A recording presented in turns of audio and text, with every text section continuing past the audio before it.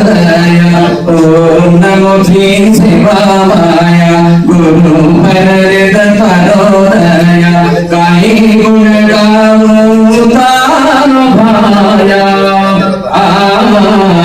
ಸಾಯಿ वे गुर प्रभु सेवभाय साई वे गुर प्रभु सेवभाय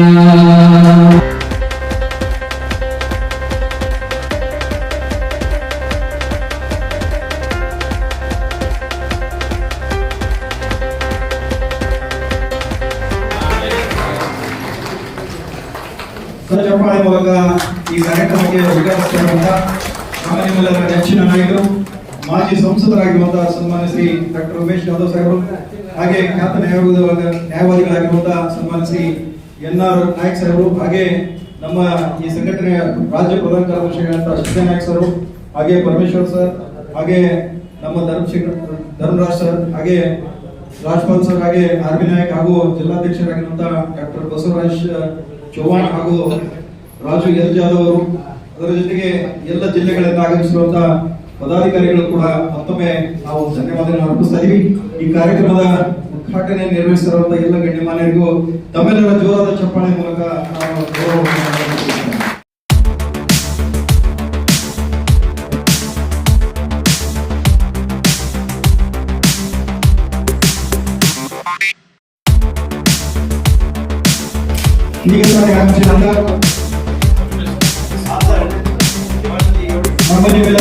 ನಾಯಕರು ನಾಲ್ಕಡ್ ಮತಕ್ಷೇತ್ರದ ಮಾಜಿ ಶಾಸಕರಾಗಿರುವಂತಹ ಸನ್ಮಾನ್ಯ ಶ್ರೀ ಡಾಕ್ಟರ್ ದೇವಾನಂದ ತುಳಸಿ ಸಾಹೇಬರು ಕೂಡ ಸ್ವಾಗತ ವಹಿಸುತ್ತಾ ಅವರಿಗೆ ಗೌರವ ಸಮರ್ಪಣೆಯನ್ನು ನೆರವೇರಿಸಬೇಕಂತ ನಾನು ಡಾಕ್ಟರ್ ಬಸವರಾಜ್ ಅವರಿಗೆ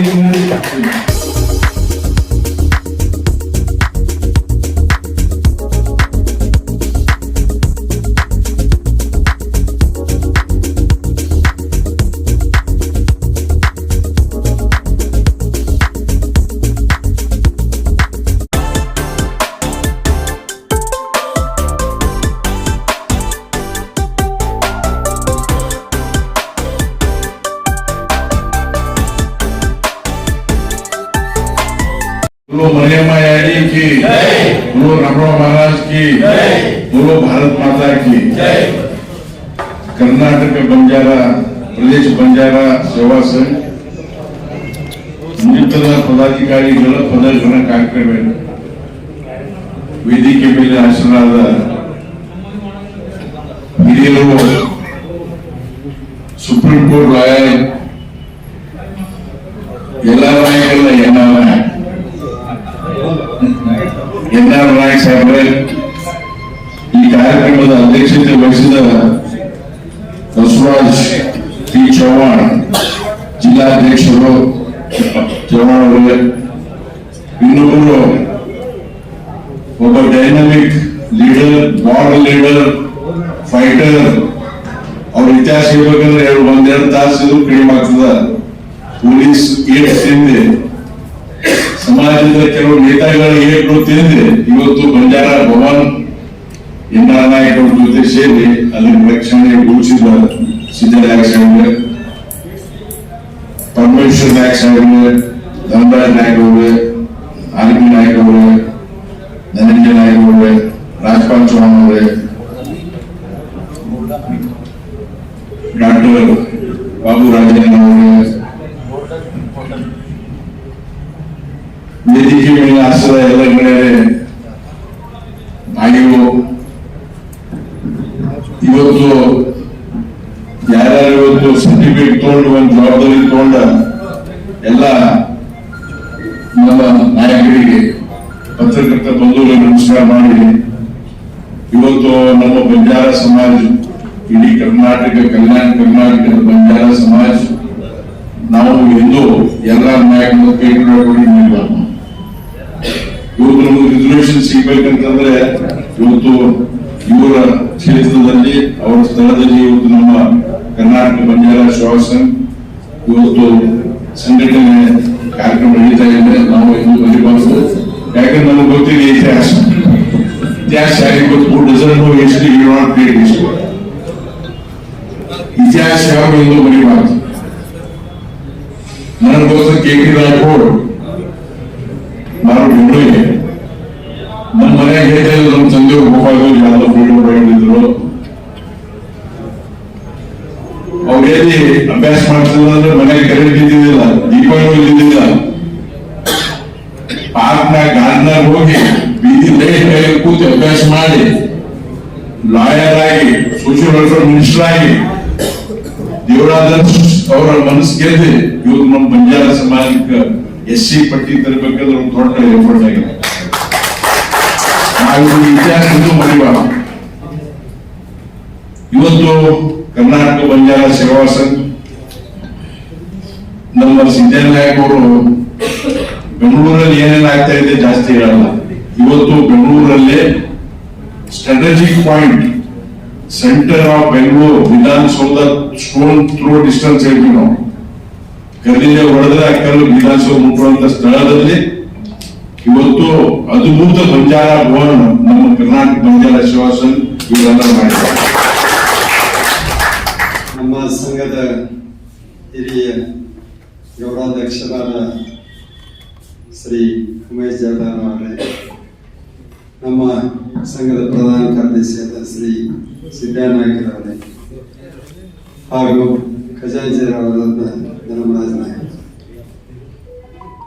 ಮತ್ತು ಈ ದಿವಸ ಪದಗ್ರಹಣ ನಮ್ಮ ಸಂಘದ ವತಿಯಿಂದ ನಮ್ಮ ಸಂಘವನ್ನು ಬೆಳೆಸಲಿಕ್ಕೆ ಪದಗ್ರಹಣವನ್ನು ಪಡೆದುಕೊಂಡಂತಹ ಎಲ್ಲ ಪದಾಧಿಕಾರಿಗಳಿಗೆ ಹಾಗೂ ವೇದಿಕೆ ಮೇಲೆ ಇರ್ತಕ್ಕಂಥ ಎಲ್ಲ ಹಿರಿಯರಿಗೆ, ತಾವು ಮಾಧ್ಯಮದವರಿಗೆ ಮತ್ತು ಮುಂದೆ ಕೂತಂತ ನಮ್ಮ ಎಲ್ಲ ಬಾಂಧವರಿಗೂ ಮತ್ತು ನಮ್ಮ ಕಥೆಯಿಂದ ಈ ಕಾರ್ಯಕ್ರಮ ಎಷ್ಟು ಇಂಪಾರ್ಟೆಂಟ್ ಆಗಿದೆ ಅನ್ನೋದಕ್ಕೆ ಸರ್ಕಾರದಿಂದ ಏನು ನಮಗೆ ಎಲ್ಲರೂ ಹೇಳ್ತಾ ಇದ್ರು.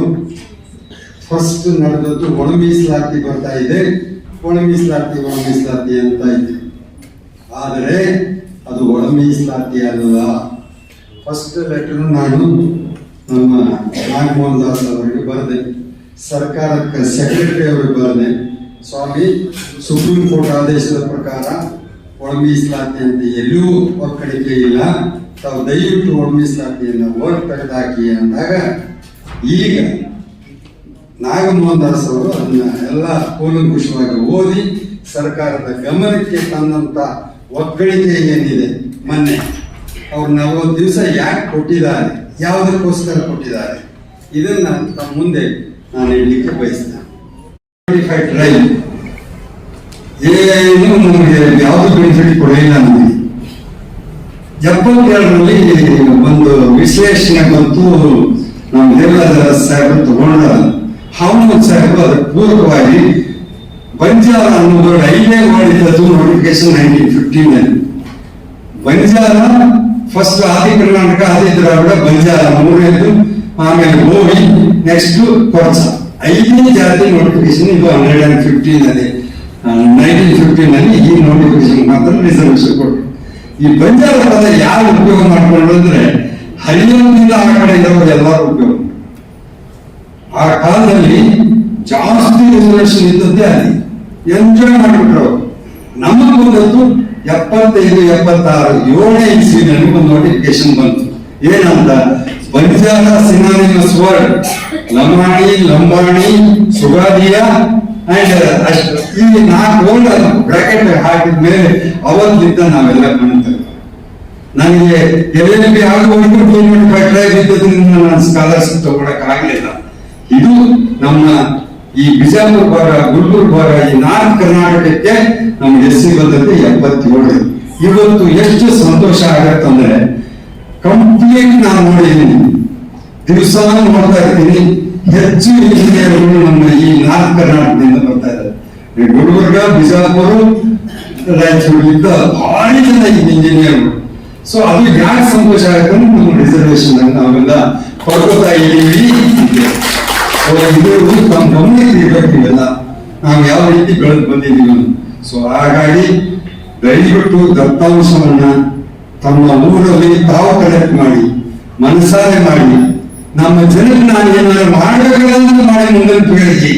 ಇಲ್ಲಾಂದ್ರೆ ಕಷ್ಟ ಆಗತ್ತೆ ಸ್ವಾಮಿ. ನಾನು ದೂರವನೇನಲ್ಲ, ಇಲ್ಲಿ ಅವನೇ, ಆದ್ರೆ ಬೆಂಗಳೂರಲ್ಲಿ ಬೆಳಿಬೇಕಾದ್ರೆ ಮೊದಲು ಯಾರು ಇರಲಿಲ್ಲ, ನನಗೆ ಸಂಬಂಧಿಕರಿಲ್ಲ, ನಮ್ಮ ಲಂಬಾಣಿಗೆ ಸುಮ್ಮನೆ ಅಟ್ಯಾಚ್ಮೆಂಟ್ ಇಲ್ಲ. ಆದ್ರೆ ಆ ಕಷ್ಟದಲ್ಲಿ ಬೆಳೆದು ನಾನು ಅಧ್ಯಕ್ಷನಾಗಿ ಬೆಂಗಳೂರಲ್ಲಿ ಅಡ್ವೊಕೇಟ್ ಅಧ್ಯಕ್ಷನಾಗಿ 25 ವರ್ಷ ಡೈರೆಕ್ಟರ್ ಆಗಿ ನಂತರ ಆ ಕ್ರೆಡಿಟ್ ನನ್ನ ಕಮ್ಯುನಿಟಿ, ನಮ್ಮ ನಡತೆ, ನಾವು ನಂಬಿಕೆಸ್ತರು ಎಲ್ಲ ನಾಯಕರು ಹತ್ರ ಹೋಗಿ ನಂಬಿಕೆಯನ್ನ ಬೆಳೆಸಿಕೊಂಡು ಅವ್ರ ನಂಬಿಕೆ ಅವ್ರ ಜೊತೆಗೆ ನಾನು ಬೆಳೆದಿದ್ದೇನೆ ಅಂದ್ರೆ ಇದು ಹೆಮ್ಮೆ ಅಲ್ಲ. ಸೊ ಅದಕ್ಕೆ ಆ ಕಾರಣದಿಂದ ಯಾರಿಗೂ ಅಷ್ಟು ಮಾತ್ರ ಹೇಳ್ಬೋದು, ಯಾವ ಜಡ್ಜ ಬಗ್ಗೆ ಎದುರು ಮಾತೇ ಇಲ್ಲ. ಯಾಕಂದ್ರೆ ಇವತ್ತು ಹೆಂಗ್ ಮಾತಾಡ್ತೀನಿ ಅಂದ್ರೆ ನಾನು ಕೇಳೋದೇ ಇಲ್ಲ. ಸ್ವಾಮಿ ನಾನು ಭಿಕ್ಷೆದಲ್ಲಿ ಇಷ್ಟು ಗ್ರೌಂಡ್ ರೇಸ್ ಮಾಡಿದ್ದೀನಿ, ನಾನು ಕ್ಯಾನ್ಸಲ್ ಮಾಡಿ ನಾನು ತಾವು ಏನಾರ ಬರೀತೀನಿ ಮನೆಗೆ ಅವ್ರು ಆಗುದಿಲ್ಲ, ನಿಮ್ ಕೇಸ ಇಲ್ಲ ಅಂದಾಗ ಈ ಮಾತು ಇಷ್ಟು ಗ್ರೌಂಡ್ ಅವ್ರು ಪಾಯಿಂಟ್ ಹಾಕಿದಾರೆ ಅಂದ್ರೆ ನಾನಲ್ಲ, ಅವ್ರು ಹೇಳಿದ್ದನ್ನು ಹಾಕಿದ್ದೀನಿ ನಾನು. ಈ ತರ ವಾದ ಮಾಡಿದ್ರೆ ಜಡ್ಜಿಗಳು ಮಾಡಿದ್ದಾರೆ, ಫ್ಯಾಕ್ಟ್ಸ್ ತಿಳ್ಕೋಬಹುದು. ತಿಳ್ಕೊಂಡಂತ ಈಗ ನಾನು ಹೇಳಿದ್ನಲ್ಲ, ಈ 3 ದತ್ತಾಂಶ ಯಾರು ಹೇಳ್ತಾರೆ ನಿಮ್ಗೆ? ಎಲ್ಲಿ ಎಲ್ಲ ಓಡಾಡುತ್ತೆ ಅಷ್ಟೇ, ಮೊಬೈಲ್ ಅಲ್ಲಿ ಓಡಾಡುತ್ತೆ. ಆದ್ರೆ ಇದ್ರ ಬಗ್ಗೆ ನಾನೇನ್ ಮಾಡ್ಬೇಕು ಅನ್ನೋದು ಯಾರು ಹೇಳ್ಬೇಕು? ಅದರಿಂದ ನಮ್ಮ ಕರ್ನಾಟಕ ಪ್ರದೇಶ ಪಂಜಾಬ ಸೇವಾ ಸಂಘದವರು ಇವತ್ತೆಲ್ಲ ಇಲ್ಲಿ ಬಂದಂತಂದ್ರೆ ಈ ಉದ್ದೇಶ ಇಟ್ಕೊಂಡ್ಬಂದ. ಈ ನಾನು ಇವತ್ತು ಸಂಡೆ ಎಷ್ಟು ಪಾಕೆಟ್ ತುಂಬ್ತಿತ್ತೋ ಆದ್ರೆ ಅದನ್ನ ಯಾಕೆ ಬಿಟ್ಟು ಬಂದಿರಿ? ನಮ್ಮ ಜನ, ಬಿಜಾಪುರ ಜನ ಮಾತಾಡಲೇಬೇಕು, ನಾವು ಹೋಗ್ಲೇಬೇಕು ಅಂತ. ನಿನ್ನೆ ಲೇಟ್ ಆಯ್ತು, ನನ್ನಿಂದ ಆಫೀಸ್ ಬಿಟ್ಟು ಬರುವಾಗ, ಆದ್ರೂ ಇವ್ರು ಬೈಕೋತಾ ಇದ್ರು, ತಿಂದಿಲ್ಲ ನಿಮ್ ಸಲುವಾಗಿ ಅಂತ. ಲೇಟ್ ಆಯ್ತು ಎಲ್ಲ ಬಂದ್ವಿ, ನಾವು ಬಂದಿದ್ದೀವಿ, ತಮ್ಮನ್ನೆಲ್ಲ ನೋಡಿದೀವಿ, ಪದಗ್ರಹಣ ಮಾಡಿಸಿದೀವಿ. ನಿಮ್ಮ ಕರ್ತವ್ಯವನ್ನು ತಾವು ಪಾಲಿಸಿ ಇವತ್ತು ಬಂದಂತಹ ಈ ಡೇಂಜರ್ ಇದನ್ನು ಪರಿಹಾರ ಮಾಡಲಿಕ್ಕೆ ನಿಮ್ ಕೈಯಲ್ಲಿ ಈ ಸತ್ಯ. ದಯವಿಟ್ಟು ಜನಗಣತಿನ ತಾವು ತಂದ್ಬಿಟ್ರೆ ಈ ಜನಗಣತಿನ ನಾವು ನ್ಯಾಯ ತೋರಿಸ್ತೀವಿ. 55 ಲಕ್ಷ ಇರುವರಣ 1 ಲಕ್ಷ ಅಲ್ಲ 2 ಲಕ್ಷ ಅಲ್ಲ ಅಂತ ಹೇಳಿದ್ವಿ. ಈಗ ಅವ್ರು ಯಾಕೆ ಸುಮ್ಮನೆ ನಾಳೆ 17 ಸಬ್ಮಿಟ್ ಆಗ್ತಾ ಇದೆ. ಅಲ್ಲಿ OBCಗೆ ಒಟ್ಟ ಟೋಟಲ್ 72% ರಿಸರ್ವೇಶನ್ ಇಟ್ಟಿದ್ದಾರೆ. 72%. ನಾನು ಒಂದು ಸಾರಿ ಮಾತು ಮರ್ತೋಯ್ತು, ಬ್ರಾಹ್ಮಣರು ಬಿಟ್ಟು ಜಾಸ್ತಿ ನಮ್ಗೆ. ಅವಾಗ ನಾನು ಅವ್ರು ಕೇಳಿದೆ, ರಿಸರ್ವೇಶನ್ ತಗೋತಾ ಇದ್ದೀರಲ್ಲ, ನೀವೇನ್ ಬಿಡೋ ಅಂತಿದ್ದೀವಿ, ನೀನ್ ಯಾಕೆ ತಗೋತಾ ಇದ್ದೀವಿ? ರಿಸರ್ವೇಶನ್ ನೀವು ಕೊಟ್ಟಾರಲ್ಲ, ನೀನು ನಮ್ಮ ಕೆಟಗರಿ ಬಂದಲ್ಲ. ಹೌದಾ? ಕೇಳಬೇಕು, ರಿಸರ್ವೇಶನ್ ತಗೋಬಾರ್ದು, ನನ್ ಬೇಡ ಅಂತ ಮೇಲೆ. ಆದ್ರೆ ಕೊಡುವರು ಇದ್ದಾರೆ. ನಿಜವಾಗ್ಲೂ ಹೇಳ್ತೀನಿ, ನಾನು ಒಂದು ತಟ್ಟಿಕೇರಿ ಅಂತ ಹಾರೋಹಳ್ಳಿ ಅಂತ ಈ ನಮ್ಮ ದೇವ್ರ ಪೂಜೆ ಮಾಡ್ತಾರೆ, ಎಲ್ಲಾ ದೇವರಿಗೆ, ಎಲ್ಲ ಆಚಾರ್ಯರು. ಸೈಟ್ ಇಲ್ಲ, ಮನೆ ಇಲ್ಲ, ಏನಿಲ್ಲ. ತಟ್ಟೆಕೇರಿ ಅನ್ನೋದು ಸುಮಾರು 25 ಕಿಲೋಮೀಟರ್ ಇದೆ.